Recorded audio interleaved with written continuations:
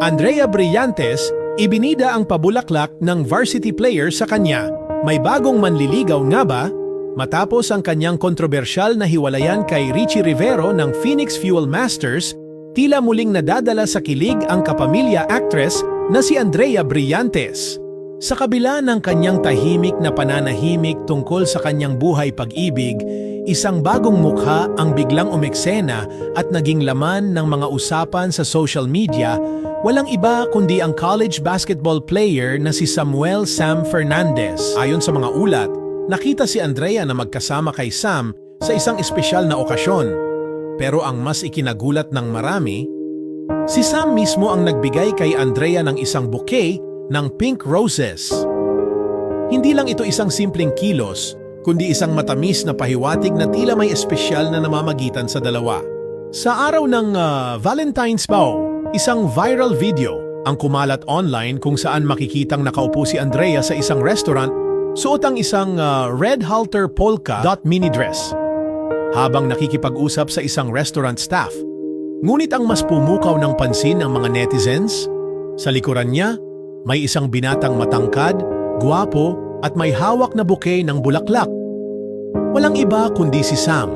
Dahil dito agad na umugong ang mga espekulasyon. Siya na nga ba ang bagong nagpapatibok sa puso ni Andrea? Kung dati ay sinisikreto ni Andrea ang kanyang love life, tila iba na ngayon ang sitwasyon. Ibinida niya mismo ang natanggap niyang mabulaklak mula kay Sam sa kanyang TikTok account. Dahilan upang lalo pang lumakas ang hinala ng mga tagahanga. Isa pang netizen ang nagsabi, "Last year pa sila spotted, si Blythe, tall guys talaga ang type." Kung totoo ito, ibig sabihin ba'y matagal na silang may namumuong ugnayan? Hindi ito ang unang pagkakataon na nasangkot si Andrea sa isang basketball player. Matatandaan na ang kanyang huling naging kasintahan, si Richie Rivero, ay isang PBA star. Ngunit matapos ang kontrobersyal nilang paghihiwalay, marami ang nagtaka kung kailan muling magmamahal ang aktres. Ngayon, tila hindi na lang tanong kung may bago na nga bang nagpapatibok ng kanyang puso, kundi kung handa na siyang ipakita ito sa publiko.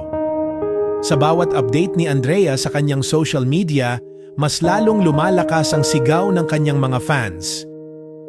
Kayo na ba? Sa ngayon, wala pang opisyal na pahayag mula kay Andrea o kay Sam tungkol sa kanilang tunay na estado. Pero kung pagbabasehan ang mga sweet gestures at sa mga larawang kumakalat online, mukhang hindi malayong magbago ang status ni Andrea mula as single patungong in a relationship sa mga susunod na linggo. Ano sa tingin mo? Tunay na pag-iibigan na ba ito o isa pang kwento ng pagkakaibigan na nauwi sa kilig?